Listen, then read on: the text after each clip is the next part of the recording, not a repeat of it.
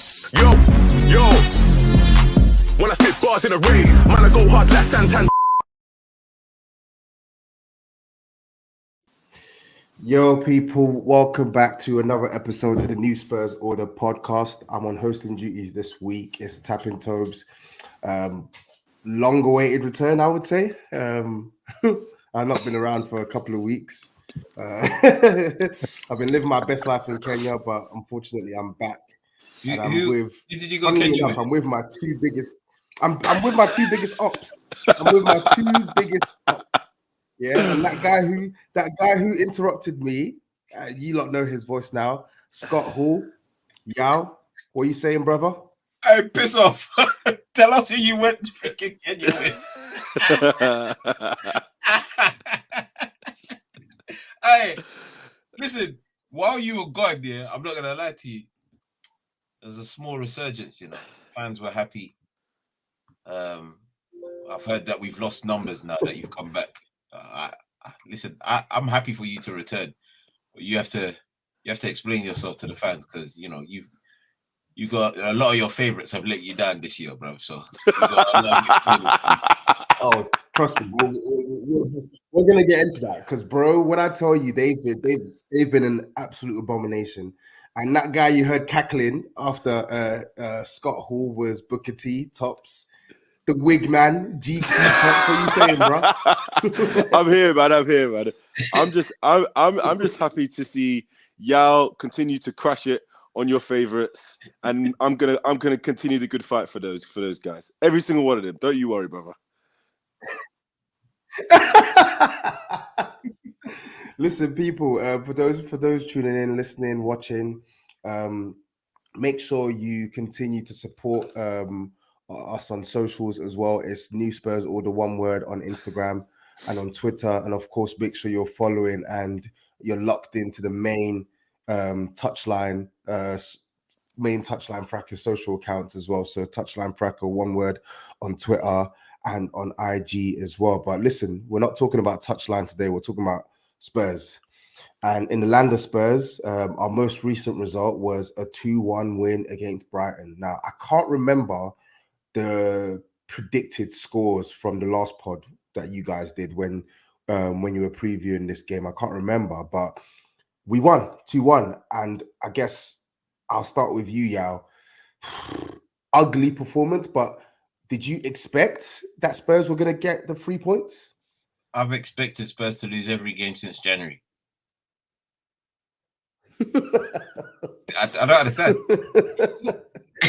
Wait, this ain't even me lying. Yeah, I've said it on every pod. I've said every result is going to be a defeat. Yeah, so I didn't even watch the full game. I had to go back and I think I caught like a 30-minute highlight on Sky Sports. Listen, even in 30 minutes, it looked bad. So I don't know what it was like for those that watched the full 90, because that 30-minute highlight, I was like, how did we get away with this? This was murder. We got touched. This was it didn't look good. It didn't look good. 30 minutes I watched. Yeah, it didn't look good. So I don't know how you man done 90. It was bad. Nah, not for me. Not for me. Nah. Listen. Fair. One thing I will say about this result and how shocking it is that it reminds me of a result that we got. I think it was just after Boxing Day. Funnily enough, against Brighton in Jose's first full season. I think Dele Alli got the winner. I know the one. Stunk in that game. Somehow we got away with it. We won, yeah. And so watching this one just feels the exact same. I don't know how we ran away with this one, but you take what you get.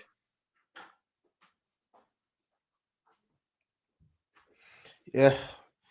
You're right. You take what you get, but I mean, it does not inspire you with any sort of confidence in the games to come, man. And it doesn't really put to bed your pessimism on Spurs when it comes to approaching these games between now and the end of the season. Tops, I'm going to come to you, man, and I sort of ask you a different question before we actually get into the nuts and bolts of the game. Like, did you see anything different in the Spurs performance on the weekend? Because obviously Antonio Conte's been sacked, Stellini's been put in the hot seat now. Ryan Mason as his number 2. We're told that Conte had these guys doing 2K before each game and rare tear and blah blah blah, and he was such a negative influence. But my guy, did you see any noticeable difference in performance or anything on the weekend? In honesty, not really. I really think the performance was quite abject. The only real difference that I kind of saw was some of the positions, some of the areas that Son and Kulusevski were taking up when they were receiving the ball.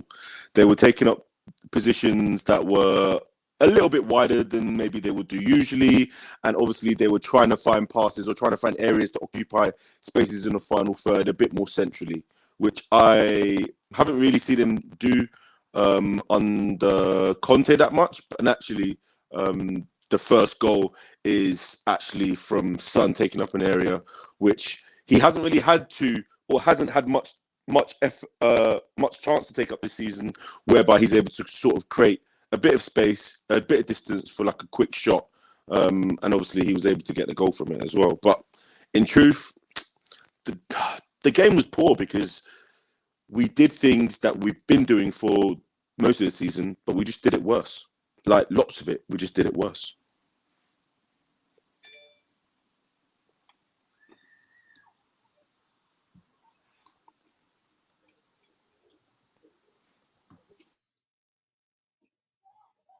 Fair. Sorry, my internet was just moving brazy there, but no, I just feel like I don't know.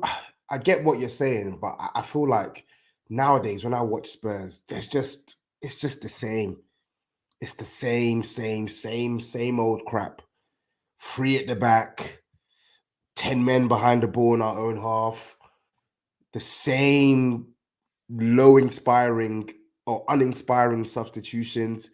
The same turgid approaches, the lack of intensity, the lack of incision in our offensive play. Just everything just looks bad, and it's like I'm not even one of those fans who cries about good football.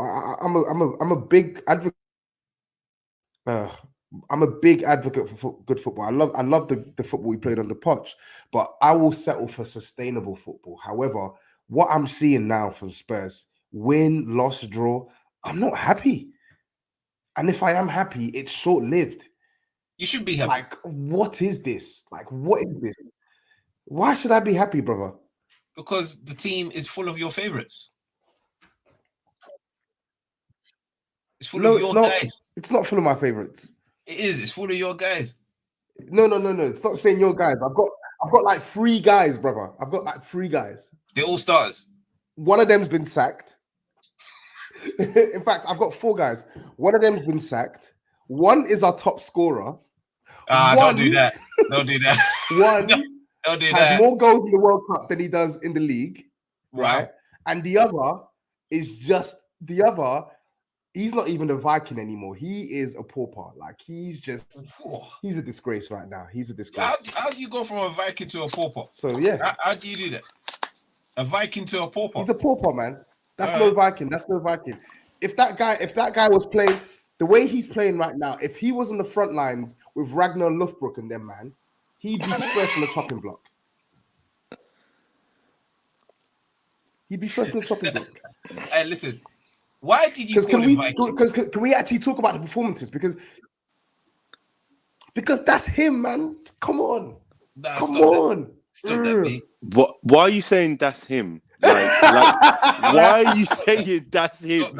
When we've been trying to tell you this for the whole season. Like I don't understand. Because you know what it is, guys. Genuinely, do you want me to explain what it is with Højbjerg, man? Please.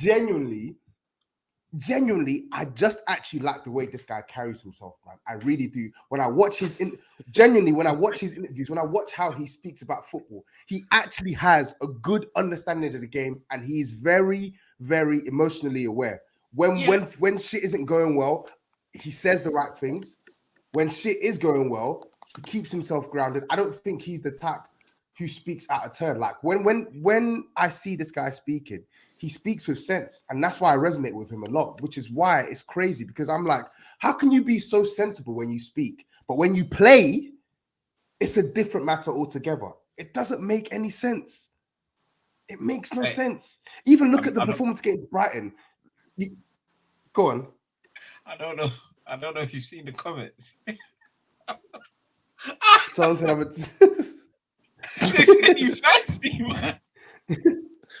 Hey, listen. Nah, man. Nah, come Listen. on, man. Ridiculous. Toes, you need to understand. Yeah? It's great. Yeah, I'm not Ridiculous. gonna say anything that you just said there was a lie. Yeah, he does talk a good game. He actually does talk a good game. Well, bruv, a lot of Nigerians can finesse you out of your money, bruv. That doesn't mean that they're good at life. You know what I'm saying? Why did you have to mention Nigerian? Yeah. Why did you have to mention Nigeria? Yeah. I'm just letting you know. Ghanaian, huh? I'm just letting you know you could be finessed by a Nigerian. Like, I'm not saying anything that's bad. Now, how many emails I get a day that I've got a freaking block because man in Nigeria from Lagos wants me to donate money to his uncle so he can send 200 million my way. My friend, come on, get off here. You're just another Højbjerg as far as I'm concerned. Yeah? Listen, that guy is none other than a steward. He's been a steward on the pitch all season. That's why people just walk on by him. Yeah, his performances have got progressively worse and worse as the season's gone. That's what is so like crazy, and because of our injury situation as well, we have no one to basically replace him in the team. So right now, we're looking at a guy that's playing every single week because we actually have no one else to play there. That's Conte's fault. Conte decided to tell Basuma, after Basuma had been crashing it on Winks and Højbjerg season in, season out, that he wasn't good enough. What kind of man does that? That's another one of Toby's favorites, by the way. I know. Listen, Tobias, you got a lot of explaining to do. He's gone. And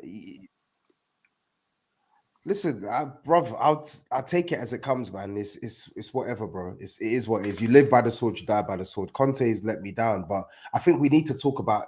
We can talk about the setup, right? The setup of the game, and not just Højbjerg, but what Højbjerg represents in this team, right? Because I feel like we're now at a stage in this season where there are just some players who cannot get dropped no matter what. No matter how they're playing, no matter if we have 3 midfielders, 5 midfielders, 10 midfielders, 20 midfielders, there are some man that keep playing, and it just doesn't make any sense to me. He is badly, like, he is. I know he got the assist for the goal, which I celebrated shamelessly, right? But if I'm being 100% objective, he is disgracefully out of form. Like, when I watch this guy play now, he's 3 steps behind. He's 3 steps behind in the press. He's 3 steps behind in the tackle. The passing is erratic. Like, it's just bad. And Oliver Skip, I don't even think Skip is pulling up any trees. But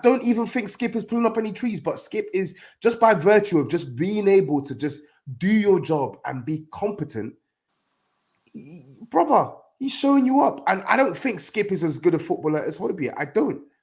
So for me, it's now got to the point of cutting off their own nose, right? With Højbjerg. It just doesn't make sense. Like, drop him. Even if you don't agree with the notion that he's not playing well, he's actually played so much football. Drop him. Papa, when it comes to this team now, good performances are not rewarded. They're not rewarded. Papi Matar Sarr put in a performance against Milan that's been better than anything I've seen from Højbjerg in 2023 outside of that Man City game, and he's got no reward for it. It makes no sense. And then when you look at this, when you look at our setup as well, right? When you look at our setup as well, we're still persistent with the two midfield, even though we know one of the midfielders out of form, the other's a DM and isn't going to be the one that's going to progress play. We're still persisting with the same shape, the same tactics, the same philosophies that are hampering the team. Like, what are Stellini and Mason being paid for here? if we just wanted to see the same thing from Conte, we may as well have kept Conte. Facts. Like, what was Absolutely. the point? Genuinely, guys, what was the point sacking Conte? Can someone explain to me, please? But then in the same vein, you have to also ask the Go question: for it. what did they think was going to happen by keeping Stellini, someone who's been with Conte for like 10 years? This is why I'm also a bit like confused. Did they suddenly think that we were gonna go to a 4-3-3 or 3-5-2, playing in a dynamic, progressive way with the same players that have been playing all season? I just don't see how it was going to change. I still feel like the decision to keep Stellini was a dumb one. Like, I can't change it now, and it's not going to change. But I just didn't see the point. I just didn't see the point, because like even on the weekend, like everything about this game was so negative. You know, we're talking about from a eye test point of view, we were second to everything. But then if you look at from a statistical point of view, we were second to everything. We had less possession, way lower XG. We created less big chances. We had the least amount of passes. Like, everything about the game should have pointed to us losing that match. And amazingly, or I don't know how you want to call it, fortunately, we managed to get a win. It's like, I just don't see how things change if we continue playing with this system, with this group of players. I just don't see how it's going to change between now and the end of the season, in my opinion, man. Well, it's not supposed to change. That's the thing. It won't I know people It don't won't want to change. hear it, but it's not actually there to change. It's there to sustain us to the end of the season. These are the facts that, as much as we may not like to hear it, these are the facts. Conte was sacked while we were currently, whether we deservedly or not, we were currently in fourth place. Yeah. Mhm. The football we had seen all season, maybe take away the first game against Southampton, but apart from that, all season was dire. And I'm not talking about Eric either. So you take into consideration that the board decided we're going to sack this guy, not on the basis of the football being dire. They sacked him because his outburst was a direct insult to the board. When he mentioned 20 years, there are players that haven't even been at the club for like 6. Probably only Kane is probably the longest served. Kane and Hugo are the longest serving players. Maybe Eric Dyer as well in this current setup. Son will be the 4th. Yeah. So when he sat there and said 20 years, what's this club done for 20 years, blah, blah, blah, whatever he said, the board had to get rid of it, because you just can't go after the people that employ you like that. You can't. But in getting rid of him, they ripped up a script that they were happy to go with to the end of the season. They were happy to look. Conte should have gone in January. If you're being really serious and honest with yourself, he should have gone in January. Yeah, but they didn't pull the trigger in January. They brought in Porro. They brought in Danjuma. The guy benched Danjuma. He's like, we don't need him. Yeah, and then we had like 7 injuries the following month. Like, the board were happy to sell this ship all the way to the end of the season, and that's probably when they were going to start their managerial search. Now, things have been escalated further. Conte's gone. Stellini's in charge to basically steady the ship the exact same way it was before to the end of the season. And in that time period, the board will hopefully sign a new manager. And it's just all hopes around, because that's all this board does is hope. It's nonsense. Nothing's going to change. We might make top 4 on the basis of pure luck, or because God likes banter. One of the two.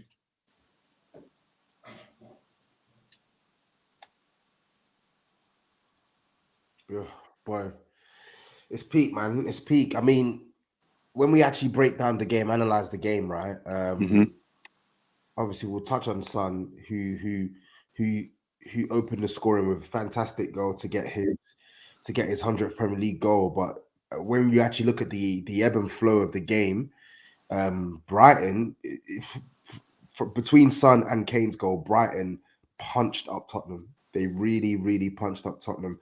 And I feel like we're fortunate that the ref and the guys in Stockley Park or whatever it is had an absolute howler when it came to VAR because, I mean, when I was actually watching it back as well, like when I look back on the rules for the handball, even the Matoma one, they said that the handball it's only a handball if it's below the badge. The ball literally hit Matoma on the badge, so that really should have stood. The second one is harsh, but understandable. We've had a goal.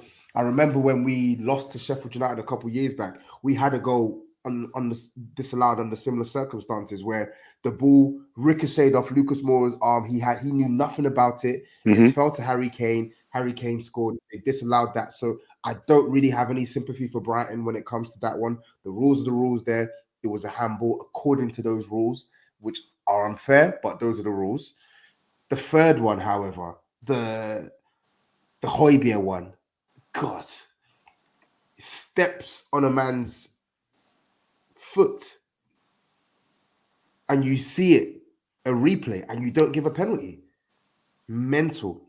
Absolutely mental. I don't know what was going on Saturday. Like, I don't know what was going on that Saturday. That was a crazy.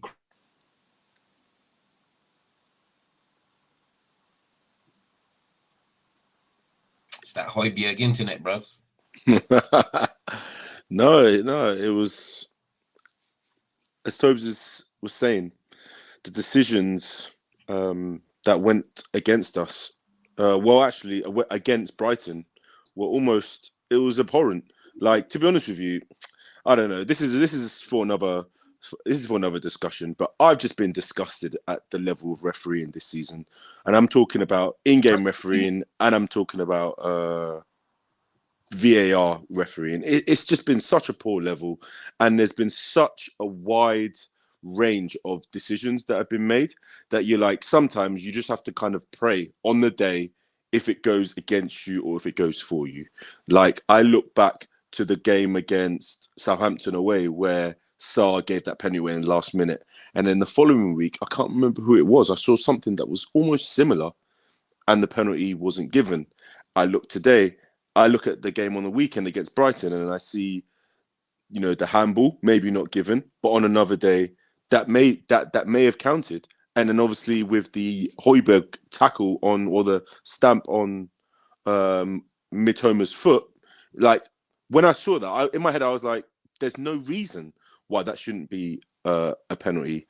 But again, for some reason, the disparity in the league, and they spoke about it quite well on the main pod, just the lack of accountability like that we're getting from the referees at such a high level, who are getting paid loads and are operating in a multi-million pound sort of business, to be making like mistakes like this is just, it's just crazy. And obviously on Saturday it was to our advantage, but on other days it will be to our detriment.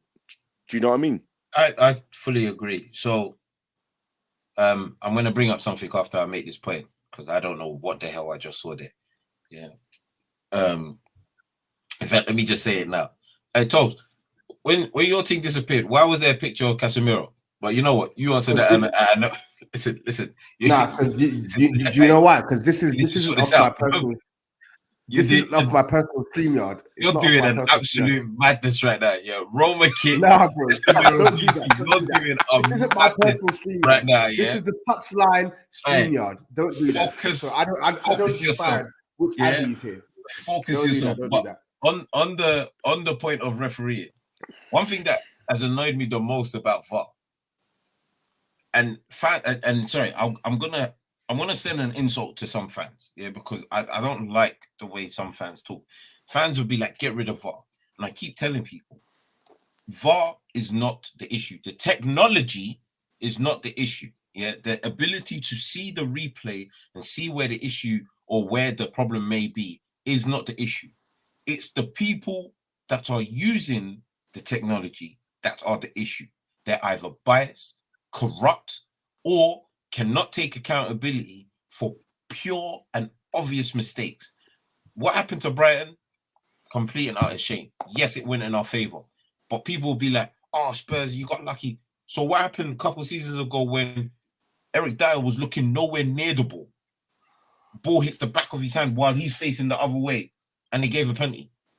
Doesn't make sense. None of it makes sense. And then you got to ask yourself, who's the VAR referee on that day? Whoever it was, does he have an agenda against Spurs? These are the questions you have to start asking now, because Arsenal will be like, what do you call it? Oh, perfect example. Freaking Jesus tackle, slight touch on the knee, goes down, penalty. Spurs against Southampton, not enough to give a penalty given. Like what like the room for what is and what isn't a foul or an impingement on a player is a mess, is a complete mess. Even the handball rule, yeah, they're saying if it's below the badge, it's a handball. If it hits the badge or around the sleeve area, it's not a handball. Ladies and gentlemen, that is stupid, yeah? Because anything below this region here is your arm. This part is your shoulder, yeah? These are facts of life. You cannot tell me something hits your sleeve and it's not a handball or whatever the terminology. It hits your arm. You can't. Anything that hits your arm is deemed a handball. So how the hell can you turn around and be like, it hit his badge? It's not a handball due to the rules that have been. Your rules are stupid, and this is why I keep telling people the FA are completely and utterly nonsensical as an organization. Not just them, FIFA as well. They make up rules every single bloody day. It doesn't make sense. Mitrovic touches a referee, 8-game ban. John Terry calls freaking Ledley King a black piece of rubbish. Yeah, he gets a slap on the wrist, little 8-game ban. How is racial abuse and physically touching a referee the same amount of punishment? It doesn't make sense. And then they go tell you, we made a mistake with all the calls on the weekend. Just issue an apology. What does that do for Brighton? If Brighton miss out on European football, who are they going to look at? Spurs cheated us. We didn't cheat you. The refs cheated you. And what's crazy is that that's the third apology that they've issued to Brighton this season as well. Imagine, but yeah. if you say that, Arsenal fans will be the first to tell you they're the most cheated club in the whole of Britain. They'll be the first to tell you. They'll tell you straight up. All those apologies that have been given to Brighton means nothing because they've been cheated the most. I just think just back on the game, though. It's like Spurs have basically needed VAR intervention or better yet, VAR negligence to get 3 points. And as nasty as it is, I have to look at the other side of the coin. And that is that since Spurs lost that game to Arsenal, at home in January, I think we've won every game since. And in that sequence, we've beaten the likes of Man City, Chelsea, West Ham, obviously now Brighton as well. I think in the process, so we've played Nottingham since then. We've played Nottingham Forest, Man City, Chelsea, West Ham, and Brighton. Yeah. And I think we've won 5, only conceded 2 goals. So it's clear to see that our home form is what we're sort of.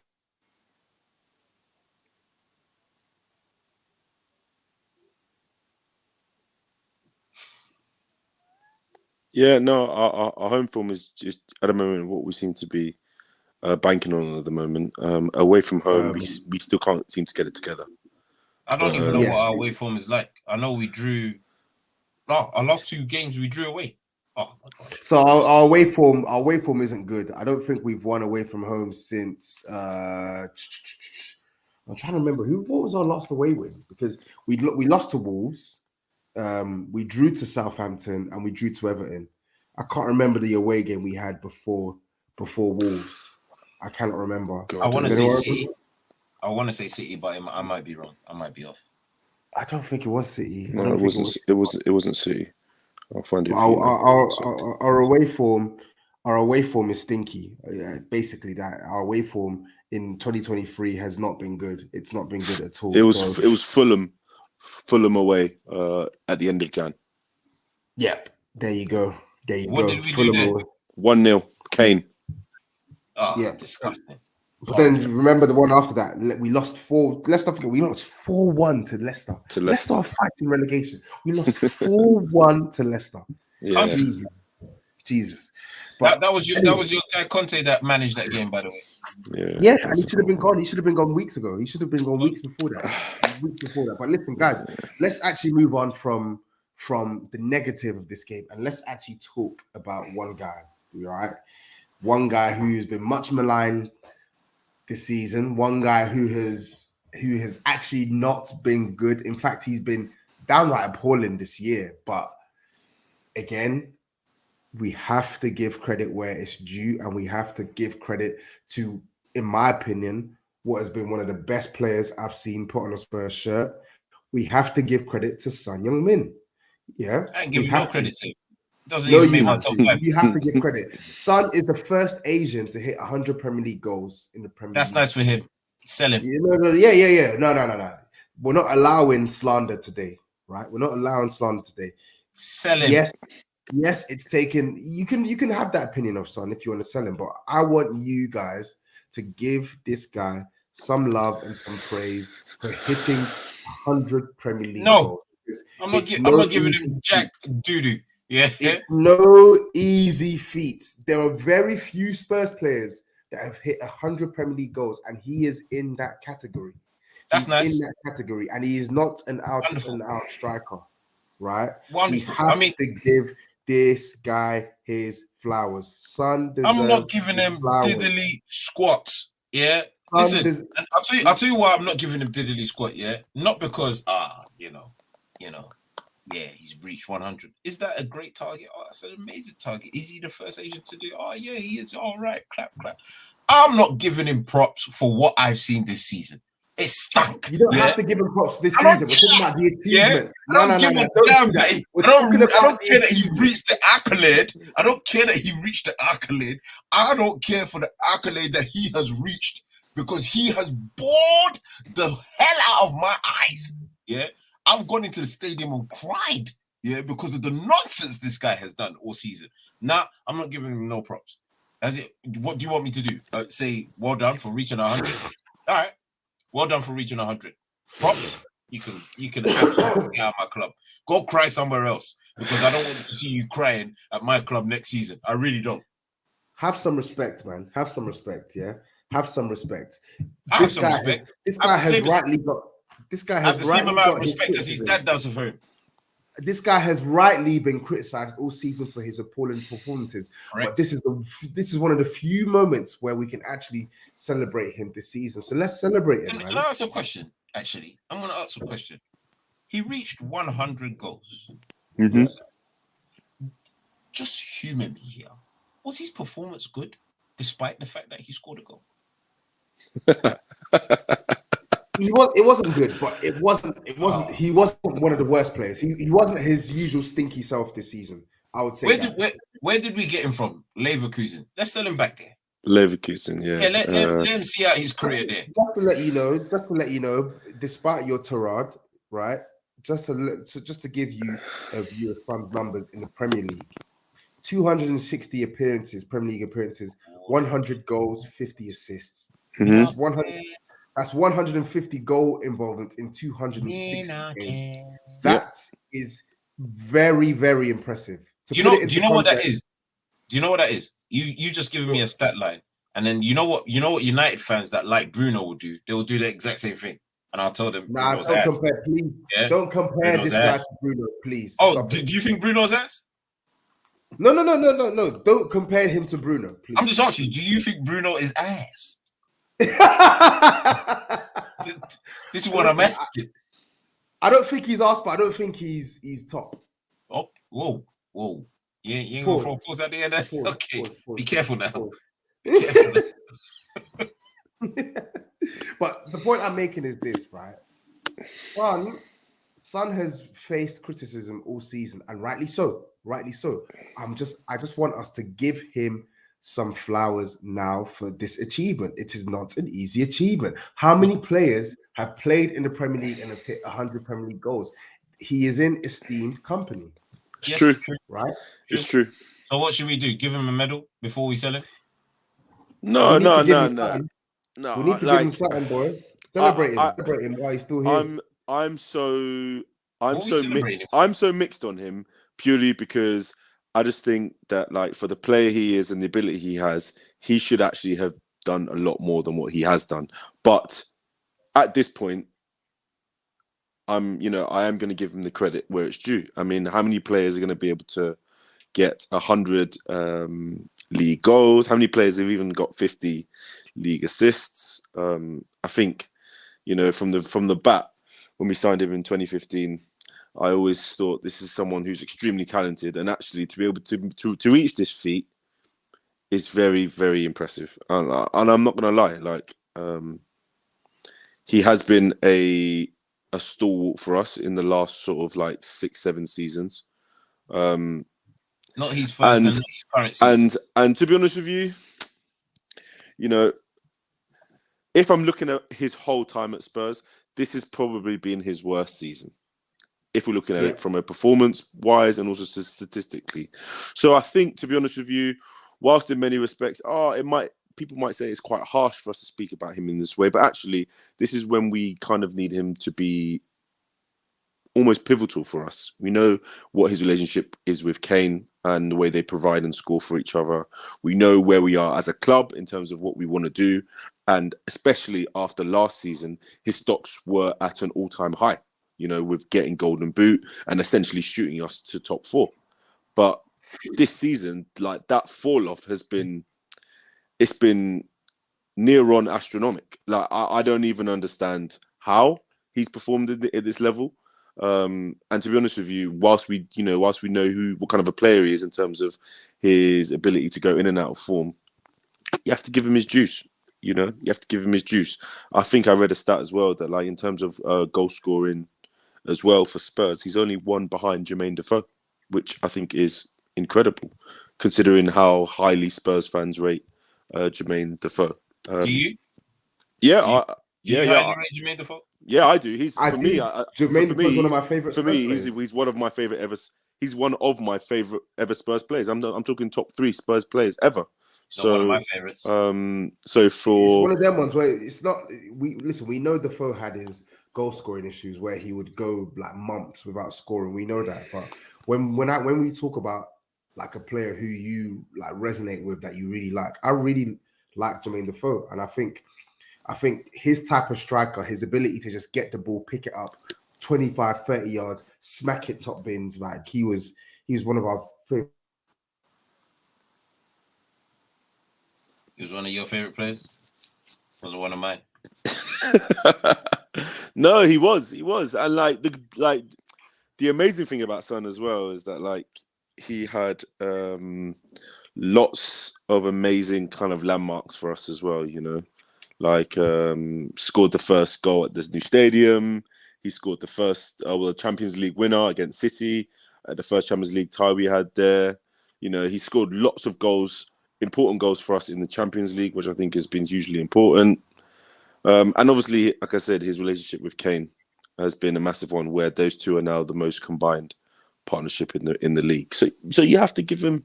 You have to give him some credit. Like you have to give him some credit. I know I'm always going to be the harshest. I know I'm always going to be the harshest one in the group, maybe because of what I want in terms of for Spurs. And yes, you can give credit where credit is due. That part I can agree with. But unfortunately, all of that or some of it has to convert to some of it. Now, that doesn't mean I blame Son solely. There's other players in the team that have also, not come up trumps when the time has been. Son's real biggest season in terms of like, I am, a guy you can rely on, was last season, when we really looked horrible and, he just turned it on after January, because up until January, he stunk. He was having a stink. Yeah. And then he turned it up after January, got the Golden Boot. All right, cool. Well done. And all of us thought the same thing. Take that form into next season and we could be onto something. I mean, to be honest with you, that's what we thought the whole team would do. Take whatever form we had from last season into this season. And to be honest with you, and they lied.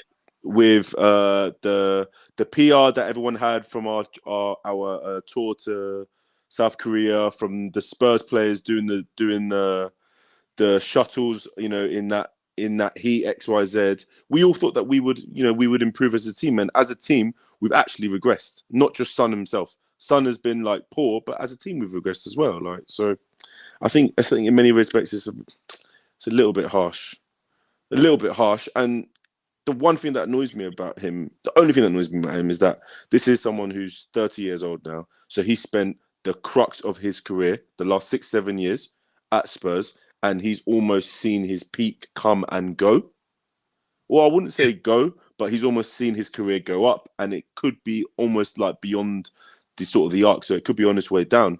And you kind of just feel sad that the only thing he's really won is like a Puskas award and some international trophies for his country. But at Spurs, you know, he hasn't been able to convert any of his performances and the amount of goals that he scored into something that he can really take away from Spurs. And I kind of just hope that, you know, with the contract extension that he had and then the movement of a new manager in the next year or whatever it is, that he can maybe try and turn that to our favour. I think, and this is going to sound harsh again, but I think moving forward, he has to be prepared to be a squad player if he stays. Yeah. Okay. Yeah, I can hear that. I can agree with that. I think he would know that as well, man. He's 31. He's going to be 31 this year. Showing some signs of slowing down.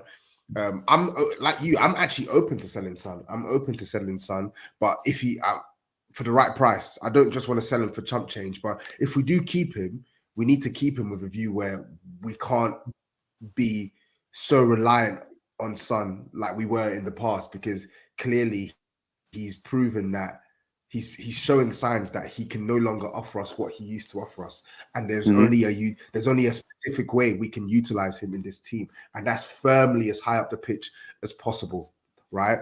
I think with Son, just to end on this as well, the one thing for me which I always like, and I said it last season, and I'll always keep this as a key indicator of why I actually have like so much respect for Son, is he's loyal. He's loyal. I said this last year. He's loyal. Whether we want to get rid of him now, etc., etc. He's been poor. Yes, he gives us his poor performances, poor season, etc., etc. He is loyal. In situations gone by where other players of his stature would have left the club, he signed a new deal. And not only did he sign a new deal, it was his goals alongside with Kane's partnerships that fired us back into the top 4 last year after signing a new deal. And I actually felt, listen, there were parts last year where definitely he did stink, but I actually felt last year was probably, I would say, one of the most even years he's had in terms of the goal spread, because absolutely, even by the end of December, he was close to 1 and 2 in the league. And it was only on the second part of the year where he went berserk and it went to like 2 and 3, right? But he still maintained a relatively consistent goal scoring form in absence of some good performances. So for me, 100 club, I respect it, man. And for me, he's going down bona fide one of the best players to put on the Spurs shirt for me. Facts. Quick question. He's in your top 5s, yeah? Quick question. Favorite Son goal? None. What's that? Favorite Son goal? Favorite Son goal? Oh, there's so many. The one he scored against Chelsea at Wembley, amazing goal. Yeah. Put them in a blender. The one he scored against Man City in the Champions League, the second goal, amazing. Yeah. The volley against Swansea, amazing. Yeah, amazing. I actually think my favorite one is probably his one against Arsenal during COVID. That's the one. Superb. That's the one. Because that is the most ridiculous shot I've ever seen a Spurs player take. There was no reason for him to shoot from the freaking sideline where the freaking players were warming up. There was no reason for him to take that shot. None. Yeah. Even I missed that goal live. So my cousin messaged me saying, I know you're about to switch on this game. You need to see this goal. but I was on the app, so I was like, nah, I'm gonna go on Twitter. When I saw this go on Twitter, I said, flipping heck. It's a Why great did goal. he do that? Mental. And That's his best goal. even the one he scored against Burnley. not Burnley, but that one was good as well. That's I what won him remember the that award, game. isn't it? Yeah, that was the one I wanted to Yeah, award. yeah. When he ran past the whole team. But the one he scored, I literally just had it in my head now. He scored one against was it not Liverpool? Not it wasn't Liverpool he scored against. I'm trying to remember who it was that he scored this goal against. But bro, like his cat at West Ham, Wembley, West he Ham. had the game yes. 1-1. Wembley. And I We think were I might losing. have I think I might have seen an interview Bruv. where he said that was his favorite goal ever, you know. The one For where Spurs. we were losing 1-0 and We're he scored the losing. equalizer. Yeah, And he slaps it. He slaps Yeah. it. yeah, bro. Like We were crap that game. Son has scored. His goal catalog is a joke thing, and like I know we haven't won the trophies. I get that, and I think he ultimately it's a team sport, but he as probably the second best player in the team, he has to shoulder a fair share of burden for us not getting over the line in these games. When you look at his performance in the finals, but when you actually look at some of the clutch goals that this guy has scored for us in the league, in the Champions League, in cups, etc., man, like man. Listen, I'm actually man, going to defend Son on this. Yeah, I'm actually going to defend Son on this. In terms of his performance in finals, yeah, I can give him a blind because of what he does in quarterfinals and semifinals. Yeah, and that's the difference. You know, when people are like, oh, but why can't you give Kane a black? Because Kane doesn't give you what Son gave us in quarterfinals and semifinals. He doesn't. He just doesn't. Remember, Kane was injured in that same game against City when he tried to foul Fabian Delph because Fabian Delph said something about Kane's voice impediment. Yeah. So man tried to foul him and injured himself. Unnecessary. Son said, fine, don't worry. I'll step up like I've always done for Kane. I'll take us through. You know, he's a good youth, but it's time for him to hit the bench. Yeah, man.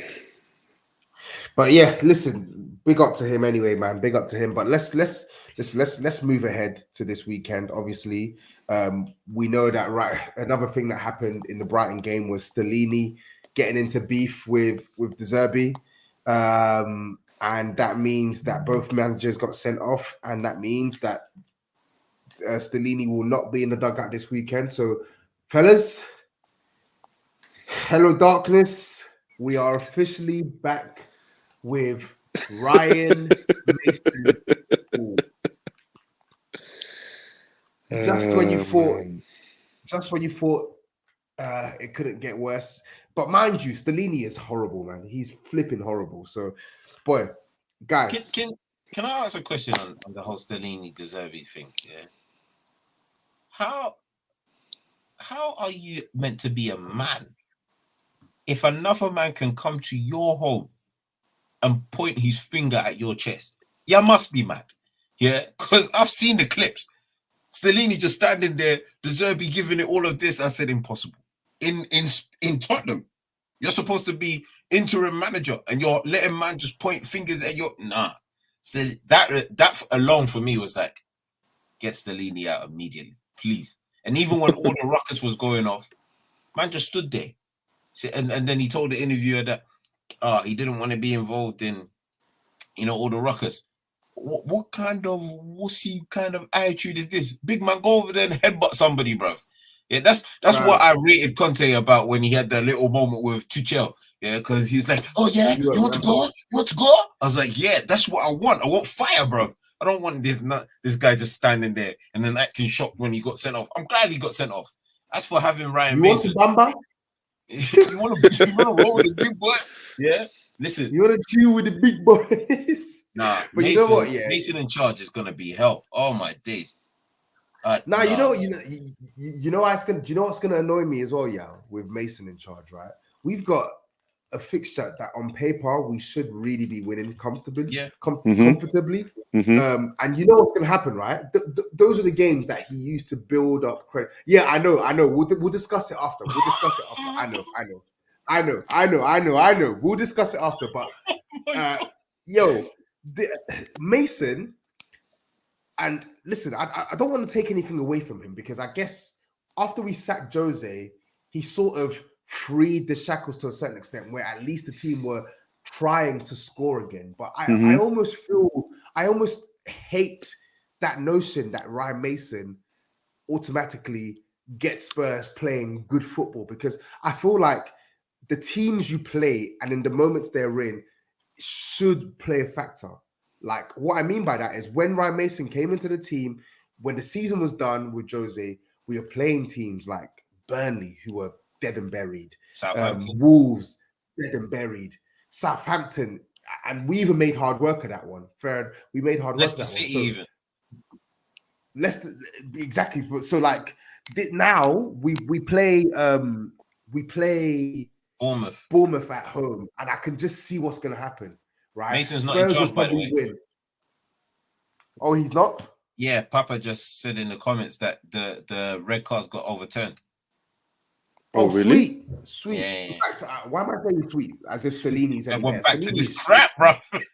Stellini is shit. I don't even know why I'm saying sweet. Stellini is crap. Finished. Before anyone who's listening to this, Stellini is awful, right? Stellini is terrible. But the point with Mason is I feel like with our fan base, we get this type of game is the type of game where you could see Spurs win maybe 2-0, 3-1, 4-1, and all of a sudden, oh my God, it's changing.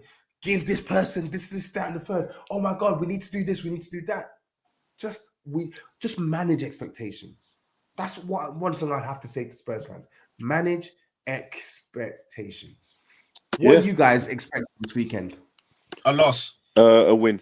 Nothing but a win. I mean, to be honest with you, there's going to be a lot of interesting games in terms of the top 4 race this weekend. Aston Villa, who are on good form, they're playing Newcastle. We need to make sure we just grab a win. Grab a win and start thinking about the next game. I don't really want to hear anything else. I just want us to grab the win, forget about the week, honestly. Hey, you know what, Tops? I'm not gonna lie. I rate both of what you're saying. I think we're gonna lose 3-1. Hear what I'm saying? I've predicted a defeat for Spurs every single week since January, and that's not changing to the end of the season. People will be like, "Oh, you support this team. Why would you want your team to lose?" Listen, until these man make me enjoy what I've seen again, they can lose every game as far as I'm concerned. Yeah, because this is disgusting. Like, I don't trust us against anyone. I don't trust us against 10 men Leeds. Yeah. And Leeds will give you loads of possession to score goals. So no, I don't trust us whatsoever. I think we're gonna lose this game 3-1. I mean, it will bode really bad. Win, man. It will bode really badly for us if we lose, because we need to grab as many points as we can get, because for the month of April, we now have, after Bournemouth, we'll have Newcastle the following Sunday. Then we'll have Man United at home the following Thursday. And then the following Sunday, we're going to Anfield. We have Liverpool. So, Oh, we're going to Anfield where we haven't won in like 29 years. Oh, yeah, actually, that's no. a L. Sorry, that's a lie. yeah, that's We did win in Harry's last season, if I'm correct. Van der Vaart scored the winner. 2-0. Yeah, 2-0. he did, yeah. Mhm. So that was wrong. But we've won once in 29 years. That much is correct. I mean, I'm more worried about Newcastle, if I'm going to be real at this We're getting point. pumped everywhere, bruv. I need us to. We're losing. Like, We're I losing. mean, if like, in my opinion, and I'm thinking about the way the league is going to go. If Tottenham can get 6 points against Newcastle and Man United, I'm telling you, we make top 4. Wait, The thing is, we're not going to get 6 points Listen, against listen to Newcastle, what you just said. 6 points. Yeah. So one of them's at home and one of them's at away to a team that when we were flying, we went there, lost a man and lost 5-1. We got punched up. The thing is, the thing is with the United one, I can actually see us beating United. As bad as we are, I genuinely can see us beating Man United. I feel like they've been traveling poorly. And our home form is good. Our home form's been good. Yep, they've been traveling poorly in 2023, and I think injuries are piling up. Rashford injured. I'm hearing that Martinez might be injured as well. Injuries are piling up, and you can see that the effects of a season where they've played so many matches, it's catching up to Man United. So I can see us winning that game, but whether we will have the ability to accumulate enough points over United between now and the end of the season, that one I can't see. I can't see it because I just don't rate Spurs when it comes to some of these fixtures we have to play. We still have to play Aston Villa away from home. Facts. We still have to play Aston Villa away from home. And you saw what they did to us in the first half last year. I know they beat us 4-0, but you saw what they did to us in the first half last year. You saw what Emery did to us at our ground this year as well. So listen, man, we just got to take it one game at a time. And I think this weekend, Bournemouth, we have to win. It's that simple. You have to win. You have to beat teams like Bournemouth at home. So, guys, I'm going to end it on this. What is your score prediction? 2-0. 3-1 loss. I'm going to go for 3-1 to Spurs. So 2 wins for me, Tops, 1 loss for Yao. Brothers, it's been a pleasure. Unfortunately, we still have a couple more weeks to speak about this team, but at least we get to have some laughs while we're doing it, man. Guys, thank you for hopping on. For those who are still watching, listening, make sure, again, you're subscribed to all the socials. New Spurs Order on Twitter and Instagram, Touchline Fracas on Twitter and Instagram as well. Look out for the content coming out over the weeks to come as well.